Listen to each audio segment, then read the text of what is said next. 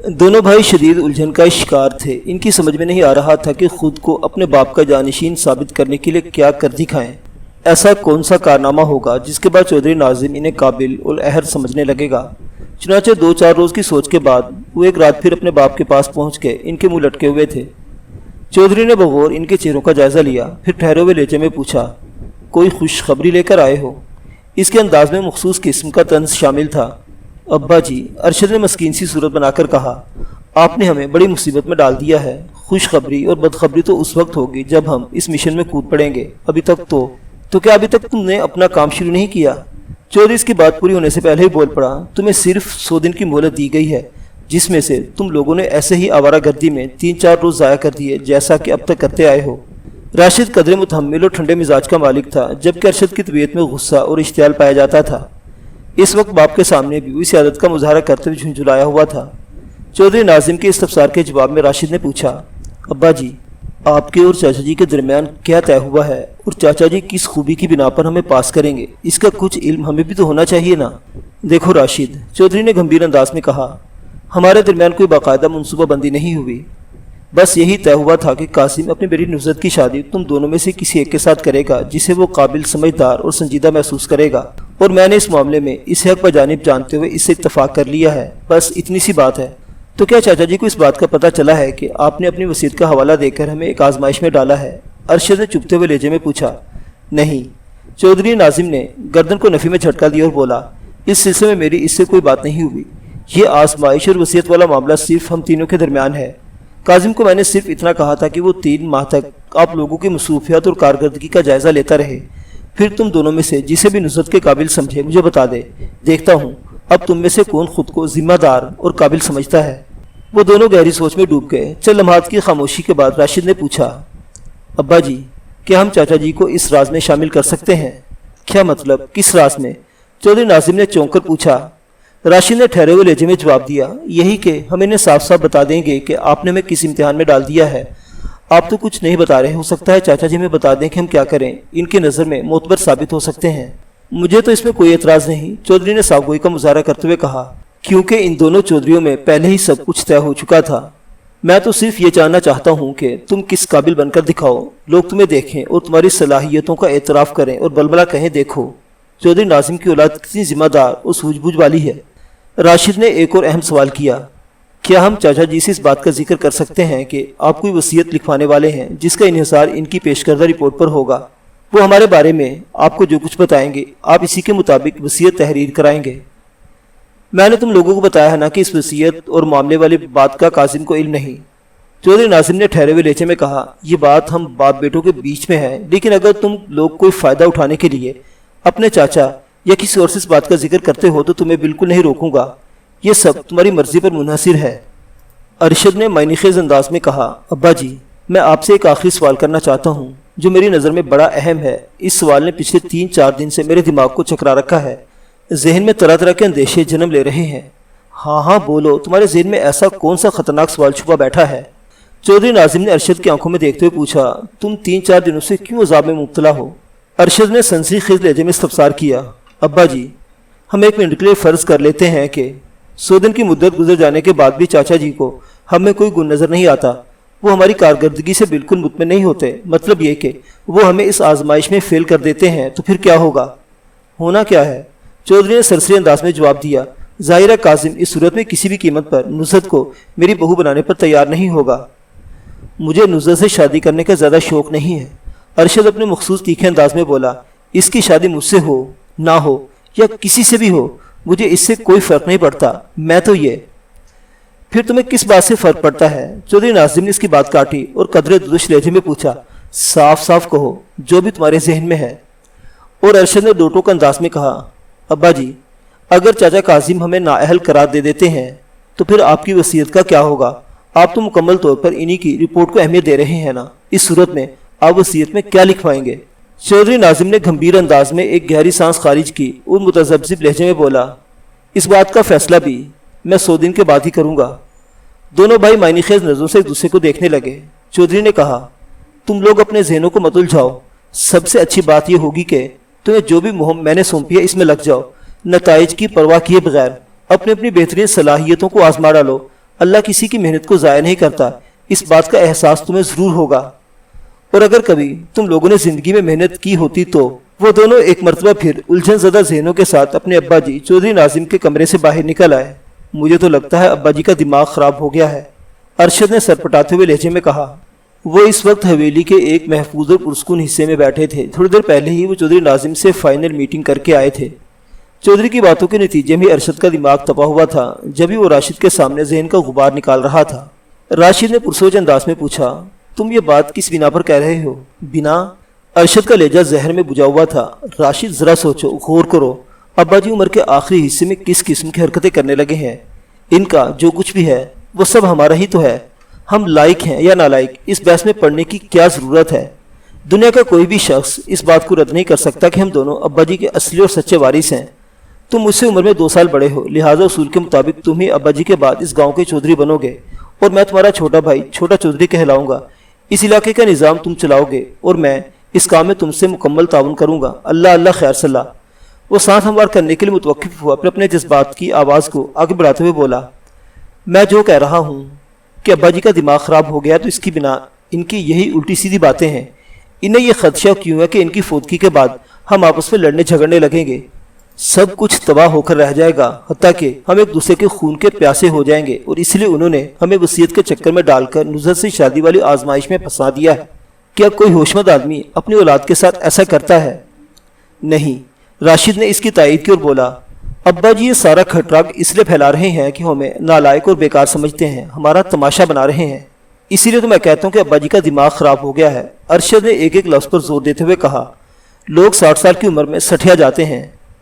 اب کچھ بھی ہے، راشد نے پرخیال انداز میں کہا، انہوں نے جو امتحان ہمارے سامنے رکھا ہے اس میں تو بیٹھنا ہی ہوگا، چاہے اس کا نتیجہ کچھ بھی ہو۔ یار کیا ہم اتنے ہی گرے پڑے ہیں اور گئے گزرے ہیں کہ ہماری قسمت اور تقدیر کا فیصلہ چاچا کاظم کرے گا؟ ارشد نے تلخ لہجے میں کہا، یہ تو بڑی ذلت اور شرم کی بات ہے۔ کیا تم خود کو اس احمقانہ امتحان میں ڈالنے کے لیے تیار ہو؟ ظاہر ہے یہ تو کرنا ہی پڑے گا، راشد نے سرسری لہجے میں کہا، ہمارے پاس اب اور کوئی چارہ کار بھی تو نہیں ہے۔ چارہ کار؟ ارشد نے سوچ میں ڈوبے ہوئے لہجے میں کہا۔ راشد نے چونک کر اس کی طرف دیکھا اور پوچھا، اور کیا چارہ کار ہے؟ ابا جی میری کٹھو اور نالائق سمجھتے ہیں نا؟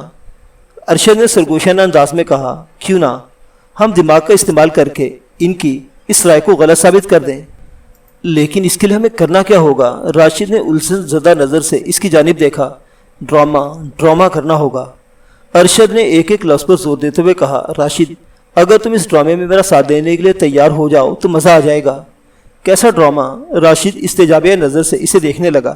ارشد پراسرار انداز میں وضاحت کرتے ہوئے بولا، اس کے مطابق ہمیں بھرپور اداکاری کرنا ہوگی۔ میرے ذہن میں ہم دونوں کا رول ہے، اگر ہم نے اپنے اپنے حصے کی ایکٹنگ نبھا لی تو سمجھو ہمارا کام بن جائے گا۔ لیکن کچھ آئیڈیا کے بارے میں بھی بتاؤ، راشد نے آواز دبا کر کہا۔ ارشد کی باتوں میں اسے گہری دلچسپی محسوس ہونے لگی تھی۔ ہمیں کس قسم کی ایکٹنگ کرنا ہوگی؟ ابا جی کو الو بنانے کی ایکٹنگ۔ ارشد ایک آنکھ دبا کر بولا۔ کیا مطلب؟ راشد بھوچکا رہ گیا۔ ابا جی ہمیں کسی لائق نہیں سمجھتے، حالانکہ ہم کسی سے بھی کم نہیں ہیں، ارشد وضاحت کرتے ہوئے بولا، اسی لیے وہ ہمیں اس بھونڈے امتحان میں ڈال کر بیوقوف بنا رہے ہیں، لہٰذا ہم جواباً انہیں الو بنانے کے لیے ایک ناٹک کریں گے۔ ہم اپنی اداکاری سے یہی ظاہر کریں گے کہ ہم نصرت کے حصول اور چاچا جی کی خوشنودی کے لیے بھرپور کوشش کر رہے ہیں۔ یہ الگ بات ہے کہ ہم دونوں کی کوششوں میں زمین آسمان کا فرق ہوگا۔ کیا مطلب؟ راشد نے تعجب خیز نظر سے بھائی کو دیکھا۔ مطلب یہ کہ ہم چاچا جی کو متاثر کرنے کے لیے کوشش کرتے نظر آئیں گے، لیکن بظاہر یوں دکھائی دے گا کہ میں اس معاملے میں سنجیدہ نہیں ہوں۔ مجھے خود کو منوانے اور نصرت کو حاصل کرنے میں کوئی دلچسپی نہیں، جیسا کہ ابا جی کو بتا چکا ہوں، جبکہ تم۔ اس نے لمحاتی توقف کر کے ایک گہری سانس لی، پھر اضافہ کرتے ہوئے بولا، راشد جبکہ تم اپنی کوشش میں بڑے سچے اور سنجیدہ نظر آؤ گے، تم کل ہی موزہ جلال پور جاؤ گے چاچا جی سے ملنے، اور پھر ہر دوسرے تیسرے دن تمہارا وہاں چکر لگتا رہے گا۔ مجھے یقین ہے کہ ابا جی نے چاچا قاسم کو سب کچھ بتا رکھا ہے، اور یہ دونوں بھائی مل کر اس چکر بازی سے ہمیں سدھارنے کی کوشش کر رہے ہیں، جیسے ہم کوئی بہت ہی بگڑے ہوئے ہیں۔ وہ چند لمحات کے لیے تھما، ٹٹولتی ہوئی نظر سے راشد کو دیکھا اور اپنی بات مکمل کرتے ہوئے بولا، راشد اگر تم نے میری ہدایت اور پلاننگ کے مطابق عمل کیا تو دیکھنا 100 دن تو بہت دور کی بات ہے، ہم ایک آدھ ماہ میں ہی اپنا مقصد حاصل کرنے میں کامیاب ہو جائیں گے۔ ٹھیک ہے، میں تمہاری ہر بات مانتا جاؤں گا، راشد نے گہری سنجیدگی سے اس بات میں گردن ہلاتے ہوئے کہا۔ اب بتاؤ तुम्हारे जहन में कौन सा मंसूबा बन रहा है? दलालपुर जाकर चाचा जी को मक्खन लगाने के लिए तो मैं तुम्हें बता ही चुका हूँ। अरशद ने मायनेखेज अंदाज में कहा। तुम इनसे मिलो और अब्बा जी के खिलाफ कुछ इस किस्म की बातें करो कि वो तुमसे नाखुश हैं, तुम्हें कुछ भी नहीं समझते। हालांकि तुम तो बड़े काबिल और लायक हो। अब्बा जी ने चाचा जी के साथ मिलकर मनसूबाबंदी तैयार की है। चाचा जी यकीन तुम्हारी ऐसी बातें सुनकर तुमसे हमदर्दी जताएंगे और तुम्हें वो गुर बताएंगे जिनकी मदद से तुम अब्बा जी की नज़र में मोतबर और समझदार साबित हो सको। बस आंखें बंद करके तुम इनकी बातों पर अमल करते जाना। वो यही समझेंगे कि इनकी नसीहत काम कर रही है। तुम्हारी कारकर्दगी की रिपोर्ट वो जल्द ही अब्बा जी को देंगे।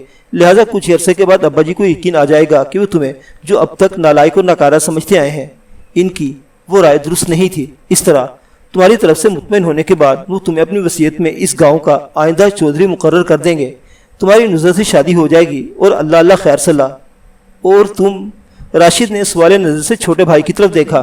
मैं भी तुम्हारे छोटे भाई यानी छोटे चौधरी की हैसियत से इस हवेली में रहूँगा और हर काम और उमूर में तुम्हारी मदद करूँगा, जिसके नतीजे में मुझे वो तमाम मराहत और सहूलियात मुयसर होंगी जो किसी भी छोटे चौधरी के छोटे भाई को होती हैं। ये तरतीब और हालात ऐन फितरी होंगे। फ़र्ज़ करो। वो ज़रा सी देर के लिए रुका, फिर एक गहरी सांस लेते हुए दोबारा गोया हुआ। अगर अब्बा जी का अचानक इंतकाल हो जाता है और वसीयत एक तरफ रखी जाती है तो भी हमें ऐसी ही सूरत हाल से सामना होगा। मेरे प्रोग्राम पर अमल करने का सबसे बड़ा फ़ायदा ये होगा कि कम अज़ कम तुम इनकी नज़र में अच्छे साबित हो जाओगे और नुज़रत से तुम्हारी शादी भी हो जाएगी। एक बार सच सच बताओ अरशद, राशिद ने इसकी आंखों में झांकते हुए पूछा, क्या तुम्हारे दिल में ये ख्वाहिश नहीं कि नुसरत जैसी पुरकशिश और हसीनो जमील लड़की से तुम्हारी शादी हो और आइंदा के लिए नूरी आबाद का चौधरी भी तुम्हें मुकर्रर किया जाए? तुम जो कुछ मुझे दिलवाने के ख्वाहिशमंद हो वो सब तुम्हें भी हासिल हो। तुमने कहा है। सच सच बताऊँ तो सच सुनो, अरशद ने ठहरे हुए लहजे में कहा। इस बात में किसी शक की गुंजाइश नहीं कि नुसरत बहुत ही खूबसूरत लड़की है। इससे शादी की ख्वाहिश अगर मेरे दिल में हो तो ये भी किसी सूरत गलत ना होगा। इस तरह अगर अब्बा जी अपने बाद मुझे नूरियाबाद का चौधरी मुकर्रर करते हैं तो ये बड़े एजाज़ और फ़ख्र की बात होगी। लेकिन ये भी तो सोचो। वो एक मरतबा फिर मुतवक्किफ़ हुआ, थूक निकल कर अपनी बात को आगे बढ़ाते हुए बोला, ये बड़ी गौर तलब और हकीकी बात है कि नुसरत से सिर्फ एक ही शख्स शादी कर सकता है। इस तरह हम में से कोई एक भाई नूरियाबाद का आइंदा चौधरी मुकर्रर हो सकता है। ना तो एक गाँव के दो चौधरी होते हैं और ना ही एक औरत के दो शोहर हो सकते हैं। लिहाजा इन दोनों हलकों में तुम्हारा बिला मुकाबला मुंतखब होना ही हम दोनों के लिए सूदमंद है। इस तरह हम बहुत बड़े नुकसान से महफूज रहेंगे। कैसा नुकसान? राशिद पूछे बिना न रह सका। यही नुकसान के, अरशद वजाहत करते हुए बोला, अगर हमने बिल्कुल ही कोई कारकर्दगी ना दिखाई या बढ़ चढ़कर एक दूसरे का मुकाबला किया और चाचा जी के लिए फैसला करना मुश्किल हो गया कि हम में से कौन इनका दामाद बनने का अहल है, तो ये सारा मामला उलझन में पड़ सकता है। इस सूरत हाल में अब्बा जी कोई भी ऐसी वसीयत लिखवा सकते हैं कि हम दोनों ही को ज़मीन, जायदाद और हर नौयत की वरासत से महरूम कर दिया जाए। चुनांचे हम में से किसी एक को चाचा जी का दिल जीतना होगा, वरना मुझे एक और डर भी है। अरशद जुमला अधूरा छोड़कर खामोश हुआ तो राशिद ने तशवीश भरे अंदाज में इस्तफसार किया, तुम्हारा इशारा किस डर की तरफ है? तुम जानते हो ना, अब्बा जी अपने छोटे भाई यानी चाचा कासिम से कितनी मोहब्बत करते हैं। अरशद ने पुरस्कार लहजे में वजाहत करते हुए कहा, अगर वो हम दोनों की तरफ से मायूस हो गए तो वो वसीयत में सारी जायदाद और ज़मीन चाचा जी के नाम भी लिखवा सकते हैं। हम घर के रहेंगे और ना ही घाट के। धोबी के कुत्ते की तरह इधर उधर च्याऊं प्याऊं और भूं भूं करते नजर आएंगे। राशिद के चेहरे और आंखों में तशवीश के तासुरात नमूदार हुए। बेसाख्ता इसके मुंह से निकला, ये तो तुम बिल्कुल ठीक कह रहे हो। यही नहीं, मैं सब कुछ ठीक कह रहा हूँ, अरशद ने पुरेतमाद लहजे में कहा। ठीक है, राशिद ने सर को इस बातें जुम्बश दी, मैं तुम्हारा साथ देने को तैयार हूँ, लेकिन अब्बा जी या चाचा जी को इस बात से शक हो सकता है कि तुम इस आजमाइश में भरपूर हिस्सा क्यों नहीं ले रहे हो। मैं हिस्सा लेता नजर आऊँगा, अरशद एक एक लफ्ज़ पर जोर देते हुए बोला, लेकिन ऐसे नतराज नहीं दूंगा कि चाचा जी मुझसे मुतासिर हों और इन्हें फैसला करने में कोई दुश्वारी महसूस हो। तुम मेरी बात समझ रहे हो ना? राशिद ने इस बात में गर्दन हिलाने पर इक्तफा किया। ये थे चौधरी नाजिम के वो दो सपूत जिन्हें वो बेकार और नालायक समझता था। अगर वो कहीं छुपकर इनकी मनसूबाबंदी सुन लेता तो इसके 14 तबक यकलख्त गुल होकर रह जाते। ऐसी होनहार और टैलेंटेड औलाद तो अल्लाह किसी किसी को ही देता है।